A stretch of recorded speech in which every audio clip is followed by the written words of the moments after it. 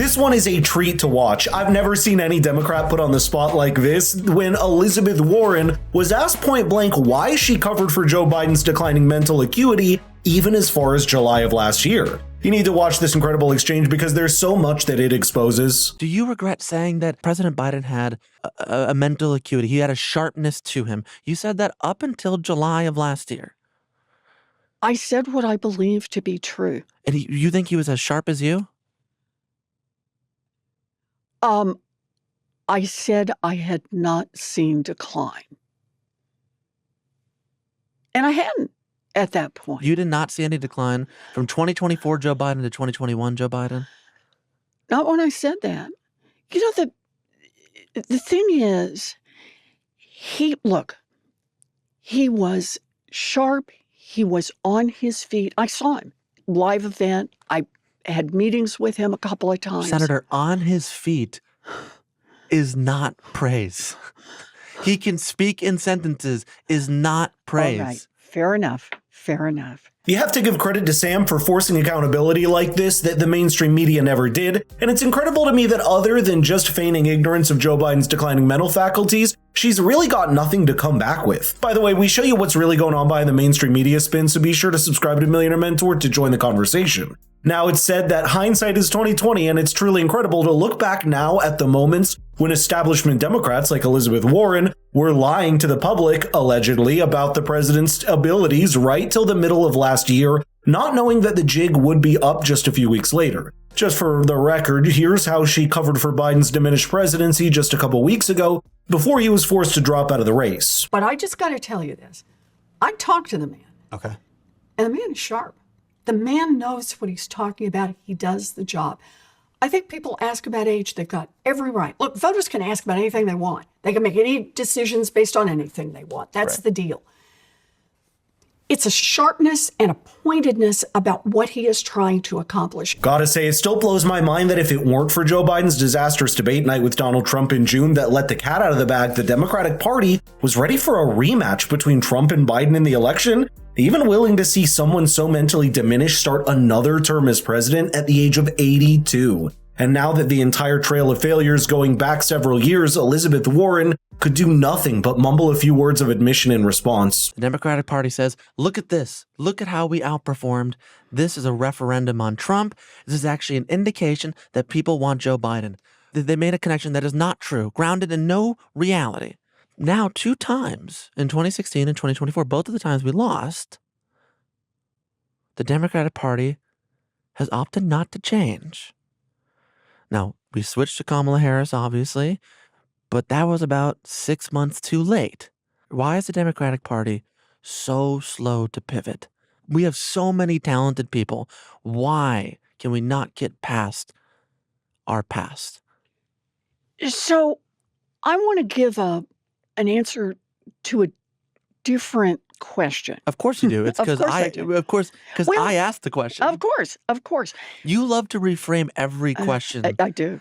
It's one of my superpowers. You love to do this, but I'm asking you to answer my question because we don't have that much time left. I know, and I'm going to run out the clock here. I'll walk out. Okay.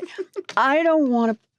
For me, this isn't about looking backwards because it just isn't helpful unless what we're answering is, are we going to do any better going forward? Have we learned a damn thing? No, that was my next question. Okay, good. So I'm just right there with you on that question. Okay. And that is, we're learning, but slowly. Too slowly, if you ask me, because we haven't seen any sign of course correction at all, even 6 months on from the election. And that's despite the fact that many prominent Democrat strategists are now troubled at the fact that Joe Biden is making an uneasy and unwelcome comeback into the political sphere, giving speeches for the first time since the election. As an op-ed on the Hill quoted the former First Lady's communications director as saying, quote, if they had advisors who had their hand on the pulse of the Democratic Party or national politics, they would have understood the intense level of anger or indifference to them that remains inside our party and isn't going away anytime soon. But this kind of damage control is too little too late. Americans now understand to a much greater extent how the establishment and the bureaucracy fed off the diminished presidency and the powers it leaked,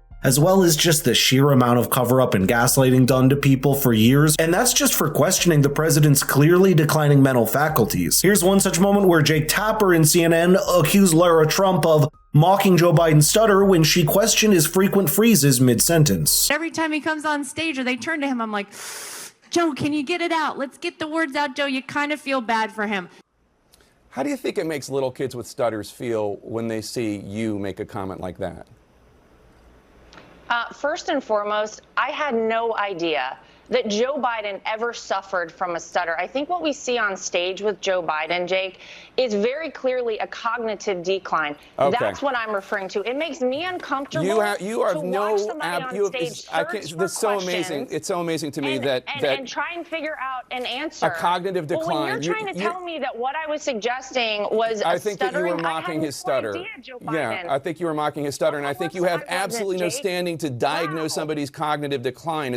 I would think that somebody in the Trump family would be more sensitive to people who do not have medical licenses diagnosing politicians from afar. Plenty of people have diagnosed your father from afar, and I'm sure it offends you. Your father-in-law from afar. I'm sure it offends you. You don't have any standing to say. I'm not diagnosing him. What I'm saying, Jake, you just talked is about that a cognitive we can decline. See that Joe Biden I have one last struggling question for you, Laura. You can't times on stage, and it's very concerning to a lot of people that this could be the leader of the free world. Okay. That is all I'm saying. I genuinely feel Laura sorry Trump. for Joe Biden. Truly a revelation now looking back, especially when it's exactly this guy that has now come out with a whole book detailing the original sin of the cover-up of Joe Biden's health, a sin that Jake was clearly guilty of as well, and in doing that, both of the establishments in the Democratic Party and the mainstream media have done massive, irreversible damage to their trust among the audience and the voters. And nothing's going to change that other than a radical rethink for the party's ideologies and the faces that represent it that they haven't had at least since Barack Obama. Speaking of which, it was revealed recently in a book from sources close to the inner Democrat circle that Barack Obama didn't really want Kamala Harris to take the reins of the party after Joe Biden stepped down because he just didn't think she was strong enough of a candidate to defeat Donald Trump. Watch Scott Jennings put that truth to this CNN panel because he's right that no amount of books or revelations is going to change the fact that no one acted or said the truth when it was actually needed. These books, first of all, seeing that video of Kamala Harris and then these videos of Tim Walz the last few days, man, did we dodge a bullet. Lord have mercy. These books coming out. Walking into the fire right now, These Scott. books coming out. It can all be told now. I mean, I sat here all during the campaign and was assured Joe Biden was fine. Kamala Harris had the most organic, grassroots-driven campaign. The Democrats were unified. We had a campaign of joy. And everything was hunky-dory. That's what I was told night after night after night. Mm-hmm. And now all the books are coming out, and it's amazing because a lot of the people who were telling those lies are now going to get paid to write those books. I think a lot of people, it's crazy. Yeah, I think a lot of people feel that betrayal, being lied to their face about Biden's health, about the strength of the party. Our own government, that. from the White House podium lied to us about his condition and covered it up. And even Ron Klain, the former chief of staff, is now saying things that are crazy when you read them. The lying is wrong, right, Scott? I'm gonna hold you to that. I agree that we lived through the biggest scandal in modern American politics. John Avlon, yes. All right. I gotta leave it there, guys.